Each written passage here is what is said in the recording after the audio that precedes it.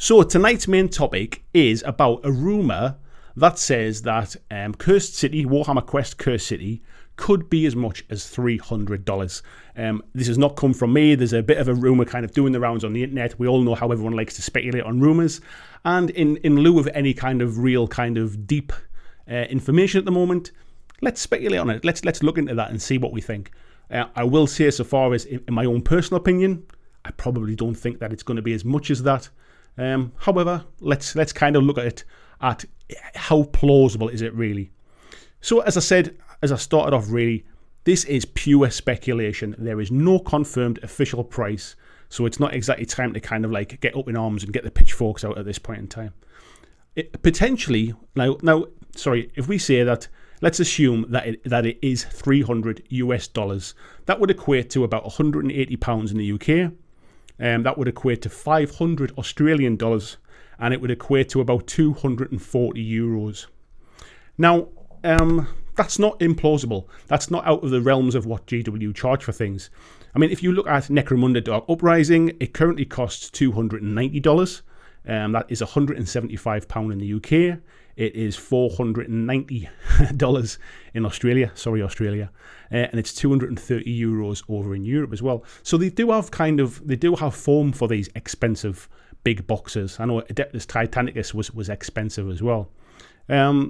Now, if we compare it to Blackstone Fortress, Blackstone Fortress sold for £95 in the UK, which was $150 in the US. It was 220 Australian dollars and 125 euros. Now the thing is, and I'll come on to this as my second point really, we can't compare Blackstone Fortress with Cursed City because we have absolutely no idea what's in the box. All we've seen so far is we've seen that there is what was it again? I think there's 11 minis of being kind of like either being shared with us so far, 3 we've seen, or they've been kind of like there's a silhouette on the Cursed City website. And that's all we've seen so far. We've not seen anything about the size of the campaigns. We've not seen what the boards look like. We've not seen tokens. We've not seen if there's any terrain in the box for a change. We've not seen how many minis are in there. We don't know anything of any substance about what's in the box. So could it be 300 American dollars? Yeah, quite plausibly it could be, if there's enough stuff in the box that justifies that cost. Now, if we think about Blackstone Fortress, there were 44 minis in the box for that price. So it's quite plausible we could get 80 minis in the box. Like it's not outside the realm of man that we would get that kind of many minis in a box. If we're talking about like sort of expansion type things in there, and I'll come on to expansions in a bit. Silver Tower had 51 minis in the box, so there is definitely form. Kind of, we're talking about many years ago as well, but there was like plenty of minis in that box. And I think Shadows over Hammerhall, I think when I did a bit of research, there was only about 31 minis in that particular one. So it is plausible. Do I believe it? As I said at the start, no, I actually don't. But it is plausible. If they put enough stuff in the box, then it could justify the $300 price tag. Now, if we also compare this to kind of Kickstarter board games, which essentially this is a board game. It's not a miniatures game in the way that sort of we think of with Warcry or we think of Age of Sigmar or something like that. It is a much more kind of Gloomhaven kind of role-playing experience, board game experience. And we see a lot of these board games on Kickstarter going for hundreds and hundreds of dollars. And people get caught up in that Kickstarter stuff. Sometimes it's Kickstarter exclusive and you can only ever buy it there. Sometimes it will come to retail later, but there's always that thought of, well, we'll pay a little bit extra at retail, so I'll get it at Kickstarter. But what people do is they spend quite easily $300, $400, sometimes upwards to $500 to get a lot of stuff. And if this comes with a lot of stuff to justify that $300 price tag, it's not unlike what we see at Kickstarter. Now, what I would say about Kickstarter is we pledge that kind of money, $300 or $400, on a game that we don't know how it plays yet, on miniatures that we don't know the quality of. We sometimes back a game without seeing exactly everything that you're going to get for your money. And then we have to wait 2 years for it to arrive.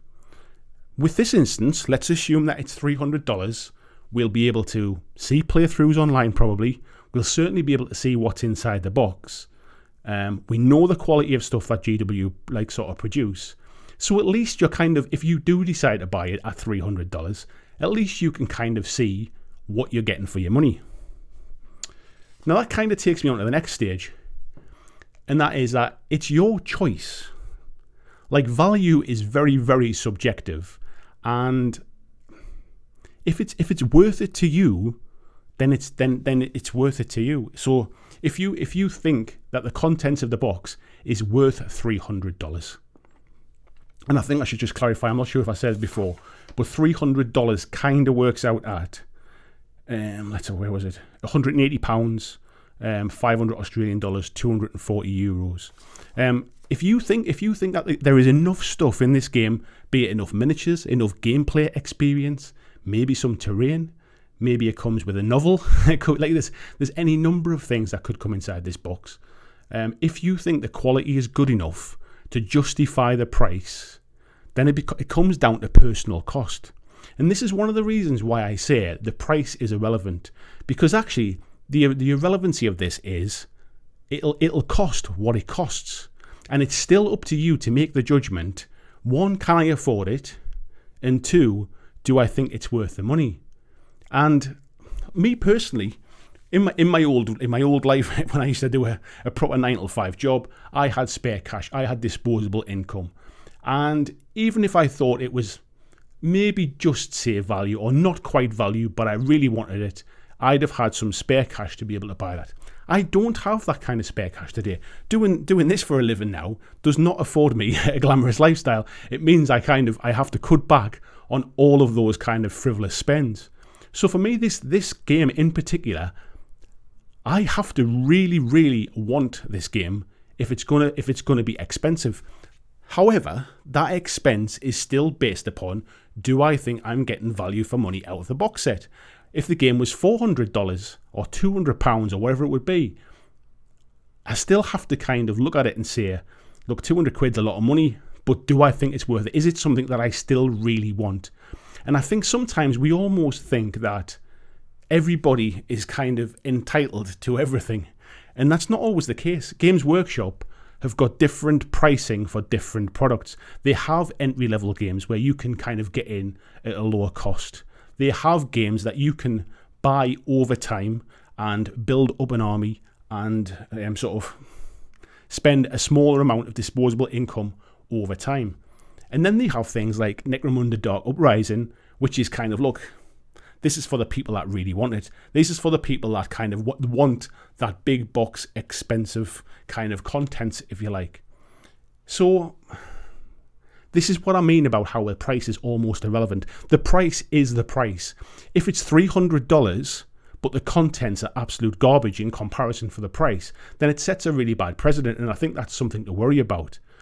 But if you get the amount of stuff inside the box that justifies the cost, then it just comes down to whether you can afford it, and whether 2, you think it's worth buying. And that's why I'm saying it's irrelevant. Do I think it's $300? No, I don't. But I do think it's not worth getting up in arms about the price of something. It's like, if you want to buy a Rolex watch, they're damn expensive. But are they worth it? Not to me, really. Not me personally, but I'm sure to some people they probably feel they are. Is there other options? Yes, I can buy any other kind of a watch and it'll tell me the time. And in the same way as this, if I think it's too expensive and I can't afford it, there are other games that I can afford, and I'll have to just go and play them.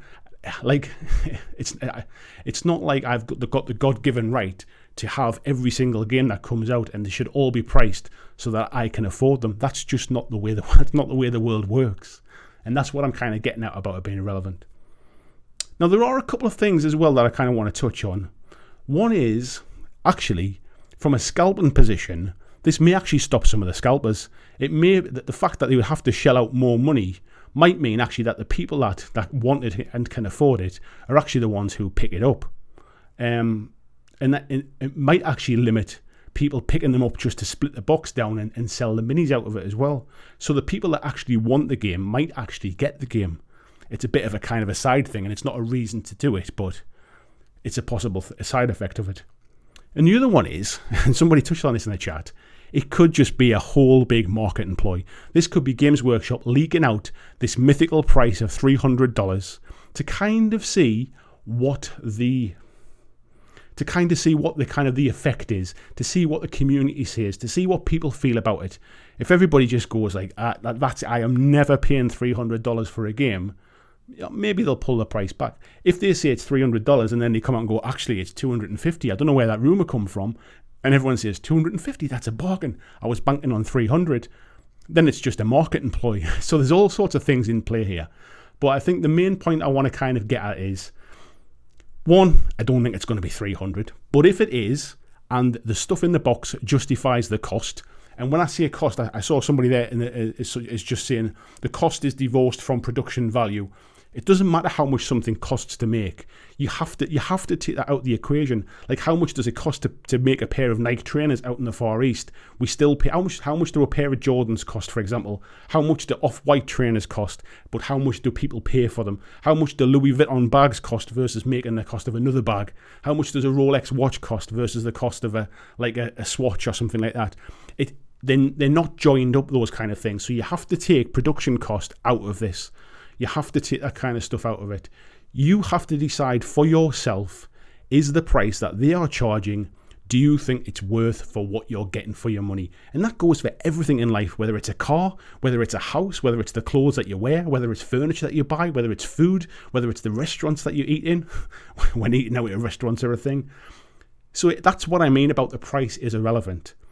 If they're just taking the absolute piss and basically it's $300 for basically what we would usually pay $95 for or $100 for previously, then that's the point when people just actually vote with their wallets and say, no, I refuse to buy this.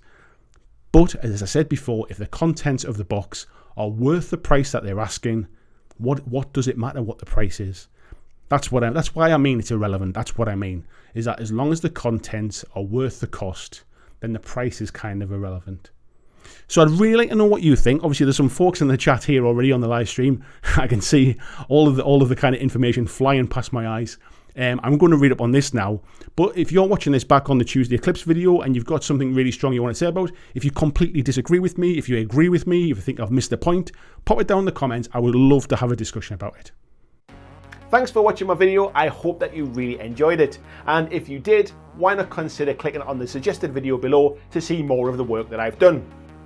If you'd like to support the long-term sustainability of this channel, why not consider checking out my Patreon, where you can pledge and support from as little as $2 a month, and there is lots of different tiers and bonuses which will give you access to a private Discord server. It will give you free t-shirts, free mugs, a podcast every month, and a number of other things, including getting your name at the end of every video, like these awesome folks who already support me now.